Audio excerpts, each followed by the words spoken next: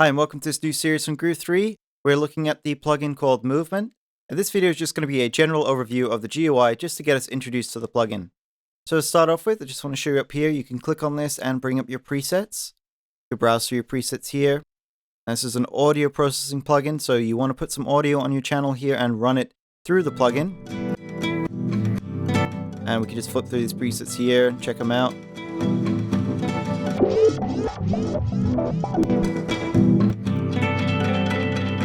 If you're looking for something specific, like flux or evolving, you can click on these tags here.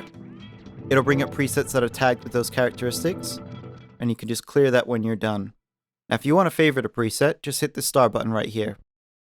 Now, the other thing you could do is go from dry, so here's our input. And this is our output. So I'm just going to use the scroll wheel now on the mouse just to find a nice sweet spot. You can also boost the input or drop it down. Okay, and you've got the same thing down here with the output. Just drop that down or increase it. Now notice these animations happening on the plugin. Here and here and here. If you click on this button here, it'll disable those and that will save you some CPU. It doesn't change the sound processing whatsoever.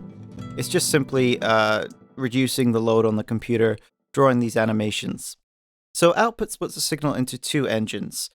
It's up to you how much of engine A and how much of engine B you hear. That's controlled with the volume control.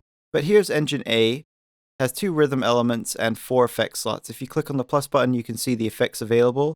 These are grayed out because they're already loaded in. But when you click on an effect slot, you'll see the extra controls that are available for that effects. And so I'll do the same thing over here, load up compressor, and these are the parameters of the compressor.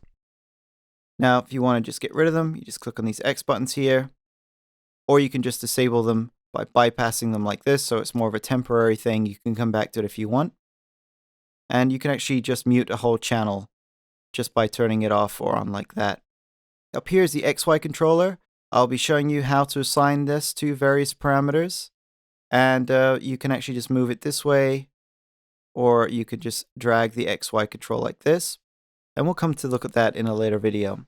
And though we won't be covering it for a few videos yet, I will just show you that if you click on this rhythm section, you will bring up a new section of the GUI which will show you the shapes available for the LFOs, for example. It'll show you the step sequencer or the sidechain input. But don't worry too much about that for now, we're going to cover that in a later video. Now the last thing I want to show you is this question mark. This will bring up a nice help overlay, which will be useful if you forget what some of these things do. If you click on this title right up here for movement, it'll bring up your serial number, the credits, and your version number. So that's it for the plugin's GUI. It's nicely laid out, easy to remember. Join me in the next video though, where we'll dive in a little further into the plugin. Thank you very much for watching, and take care.